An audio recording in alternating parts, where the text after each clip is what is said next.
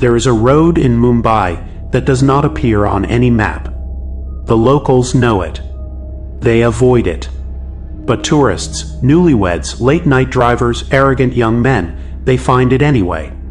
They find it because the road wants to be found.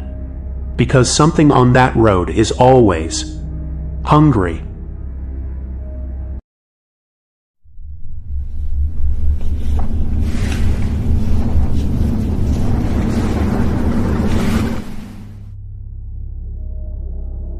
They say a bride died there.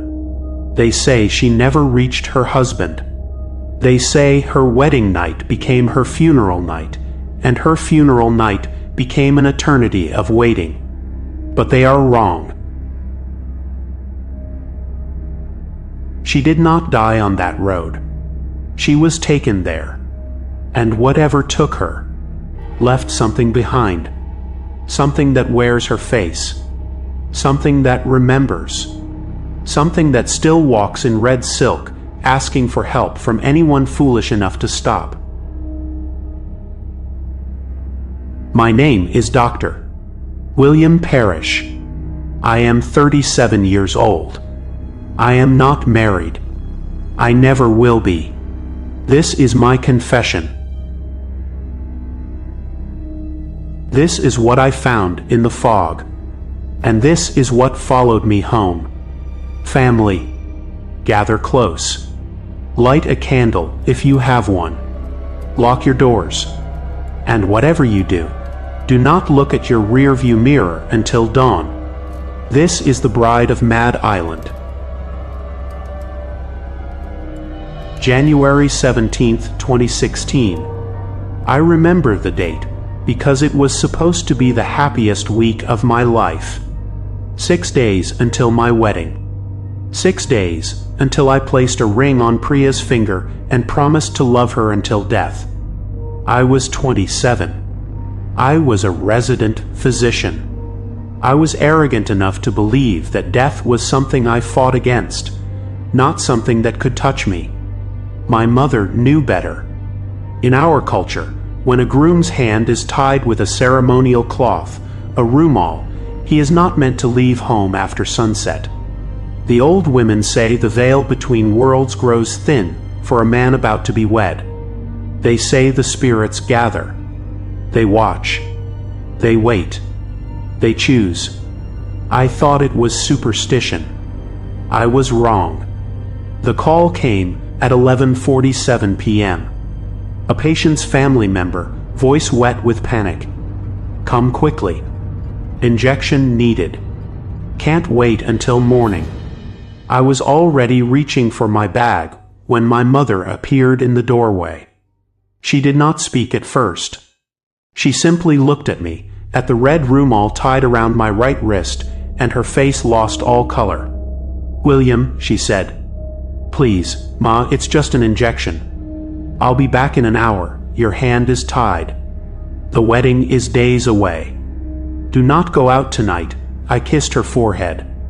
I took an oath. She grabbed my wrist then, the one with the rumal. Her grip was stronger than I expected. Her eyes were wet. The oath does not protect you, she whispered, from what walks after midnight. I pulled away gently. I told her I would be careful. I did not tell her I would be taking the Mad Island route. I did not tell her because I knew she would have stopped me. She should have stopped me. The Mad Island Road is not a road. It is a scar. 3 miles of cracked asphalt cutting through marshland, flanked by reeds tall enough to hide a man, bordered by creeks that smell of brine and rot. By day, it is merely ugly. By night, it is something else. I realized this the moment the fog came. It did not roll in gradually. It appeared. One moment the air was clear, the next a wall of white so thick it swallowed my motorcycle's headlight whole. I slowed from 60 to 40 to 20. The temperature dropped. My breath turned to vapor. The reeds on either side bent toward me, as if bowing. And then she was there. standing in the middle of the road, facing me, not moving. I swerved. The bike skidded. I hit the pavement hard, shoulder first, then hip, then skull. The world went white, then black, then white again. When I opened my eyes, I was lying on my back, staring at fog that moved like it was breathing. I forced myself up. My bag had flown into the dark. My bike lay on its side, engine still running, headlight pointing uselessly at nothing. And the woman was gone. I stumbled forward, searching. Nothing. Just fog and asphalt, and the distant sound of water moving through reeds. But then, movement. At the edge of my vision. A shape on the gravel, 50 feet away. I ran to her. She was young. 19, maybe 20. Beautiful in a way that made my chest hurt, not because of desire, but because of something else. Something I didn't understand yet. She wore a simple cotton salwar kameez. Silver anklets on her feet. A cloth bag lay beside her, bulging with something soft. No blood. No visible injury. But her eyes were open, and they were watching me. "Ma'am," I said, kneeling. "I'm a doctor. I'm so sorry, I didn't see you. Are you hurt?" Her lips moved. No sound came out. I pulled out my stethoscope, pressed it to her chest. Nothing. I adjusted it, pressed harder, listened until my ears ached. Nothing. Her heart was not beating. I pulled back. My hands were shaking. This couldn't be. The cold, maybe the cold was affecting the instrument. The fog, perhaps the fog, she reached for my wrist. Her fingers closed around the ceremonial rumal, tied there. She tugged. The feeling that went through me then was not fear. It was something older than fear. Something that lives in the part of the brain that remembers when we were prey. When things larger than us walked the dark and we were merely meat. I yanked my hand back so fast I fell onto the gravel. Scrambled backward. 3 steps. 4. She did not move. Did not blink. Then she spoke. "Can you help me?" Her voice was wrong. Not because it was harsh or monstrous. Because it was beautiful. Like honey. Like silk. Like the voice of someone you would follow anywhere. I stared at her. A dead woman. Speaking. Think, William.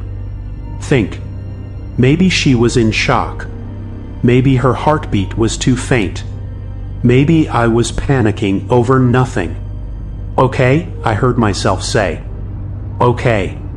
I'm going to take you to a hospital. My bike is just there. Can you walk?" She nodded. I helped her stand. Her body was cold, colder than the fog, colder than the January air. But she stood. She moved. "Please," she said. "My bag." "Bring my bag." I walked back to where she'd been lying. Picked up the cloth bag. It was light. Too light. I turned. She was gone. The road stretched empty in both directions. The fog curled around nothing. "Hello?" Silence. I opened the bag. Inside, a bridal veil. A wedding lehenga, deep red, embroidered with gold. Bangles. Jewelry. Silver anklets like the ones on her feet. A bride's entire trousseau. My blood turned to ice. I dropped the bag. Ran to my bike. Kicked it to life. The engine roared. The wheels spun. And the bike did not move. I looked in the rear-view mirror. She was there, standing behind the bike, one hand gripping the luggage rack, dressed now in the bridal red, the veil covering her face, her other hand reaching toward me. I couldn't breathe. I twisted the throttle. The engine screamed. The bike shuddered, but held in place as if chained to the earth. I looked again. The veil moved. Beneath it, there was no face. Just darkness. A hollow where a face should be. And in that hollow, something looking at me. Not eyes. Something older than eyes. Something that had been watching since before humans walked upright. I abandoned the bike. I ran. The marsh swallowed me whole. Reeds cut my hands. Water soaked my shoes. I ran until my lungs burned, until the fog swirled so thick I couldn't see my own feet. And still I heard her. Behind me. Always behind me. The soft whisper of bridal silk dragging through mud. The chime of anklets. Can you help me? Can you help me? Can you help me? I ran in circles. I know that now. The fog was a maze, and she was the center. Every path led back to her. Every turn brought her closer. And then my foot hit something soft. I looked down. Blood. A trail of it, leading away from me into the reeds. Fresh. Dark. Gleaming. Steaming in the cold air. I followed it. Because what else could I do? Because the alternative was standing still and listening to her voice grow closer. Because some part of me, the doctor part, the part that took an oath, still believed I could save someone. The trail led to a clearing, a patch of mud between the marsh grasses. And there she lay, the real her, a woman. Young, beautiful, dressed in bridal red. But her legs ended at the knee in raw, torn flesh. And from those wounds the blood still seeped, slow and patient, into the earth, into the marsh, into the water that connected everything. She was not dead. She was feeding. Her eyes found mine, and in them I saw something I will never forget. Not malice, not hunger. Something worse. Hope. Please, she whispered. Please. Take me to my husband. He'll be so worried. He loves me so much. He must be so worried. Please. Just take me to him. I couldn't speak. He'll be so worried, she repeated. He loves me. He loves me. He loves me. The words became a chant. A prayer. A curse. They wrapped around me like silk, like fog, like fingers. You're a doctor. You help people. Help me. Please. Just take me to him. And in that moment, I understood. She was not asking for rescue. She was asking for sacrifice. She wanted me to carry her, to walk with her, to be with her when she found him. And once I did, I would become like her. Another bride, another groom, another victim of whatever had happened here, on this road, on this night, however many years ago. Please, she said. Please. And I thought of my mother, of Priya, of my patient waiting for his injection, of all the living people who needed me. I closed my eyes. No, I whispered. Her voice stopped. I opened my eyes. The clearing was empty. No woman. No blood. No bridal silk. Just the fog. And the cold. And the sound of my own ragged breathing. But there was something else. Something new. A mark on my wrist. Beneath the rumal. A red mark like a burn. Like a brand.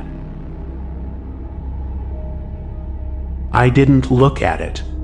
I didn't want to see. I ran. I don't remember finding my bike. I don't remember the ride to my patient's house. I only remember the injection, the relief on the family's faces, the warmth of a living room after midnight, the way the grandfather looked at me, really looked at me, and then looked away quickly, as if he had seen something he wished he hadn't. And then the ride home. I took the Mad Island Road again. I don't know why. Maybe because I had to prove I wasn't afraid. Maybe because some part of me knew she wasn't finished. Maybe because the mark on my wrist was pulling me back, like a thread tied to a fisherman's line. At the exact spot where I'd hit her, or where she'd found me, something lay in the middle of the road. My rumal. The ceremonial cloth my mother had tied on my wrist. It lay there, neatly folded, as if placed by careful hands. I stopped the bike, picked it up. It was warm. Warm. In that freezing fog, on that January night, it was warm. I turned it over in my hands, and I saw it. A stain. On the inside of the cloth. A stain that hadn't been there before. Blood. And beneath the blood, written in careful, elegant script, 2 words, "You mine." I dropped it, stumbled backward, fell. When I looked up, she was there, standing 10 feet away, dressed in bridal red, the veil lifted now, and beneath it, a face, my face. My eyes, my nose, my mouth, smiling at me with my own smile. "You," she said, with my voice, my exact voice, "will come back. They always come back. The kind ones. The ones who stop. The ones who try to help." I scrambled to my feet, grabbed the rumal, threw myself onto the bike. The engine caught. The wheels gripped. I fled. In my rearview mirror, I saw her, standing in the middle of the road, wearing my face, watching me go. And then she waved, with my hand.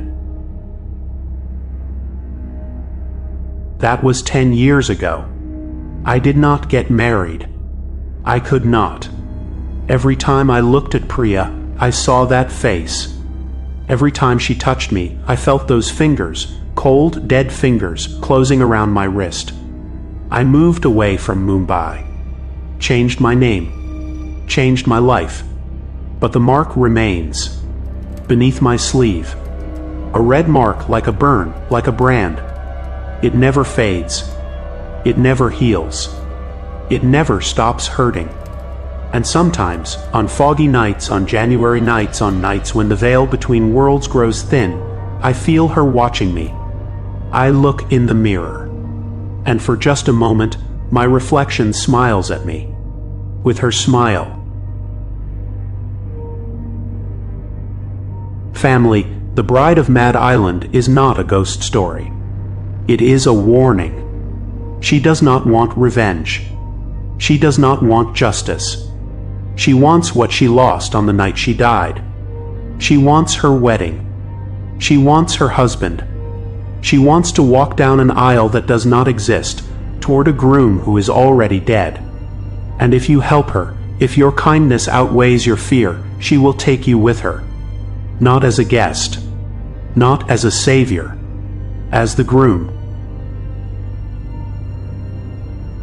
They never found her body. They never found her killer. But they say if you travel that road after midnight, if the fog is thick and the hour is wrong, she will find you. She will ask for help. She will beg you to take her to her husband. And if you agree, if you are kind, if you are foolish, if you are arrogant enough to believe you can save her, you will walk with her into the marsh. And you will never walk out. Some roads are not meant to be traveled after midnight. Some kindnesses are not meant to be offered. And some brides are not waiting for a groom. They are waiting for you. If you have a story that haunts you, If you have seen something on a road you should not have taken, send it to contact.tordreadcodex@gmail.com. Your truth becomes our tale. Your likes and comments keep these stories alive.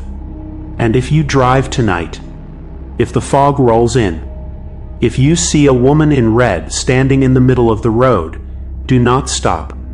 Do not look back. And whatever you do, do not check your rearview mirror until you are home, because she might be in it, because she might be driving, because she might be you. Good night, family. May your roads be clear.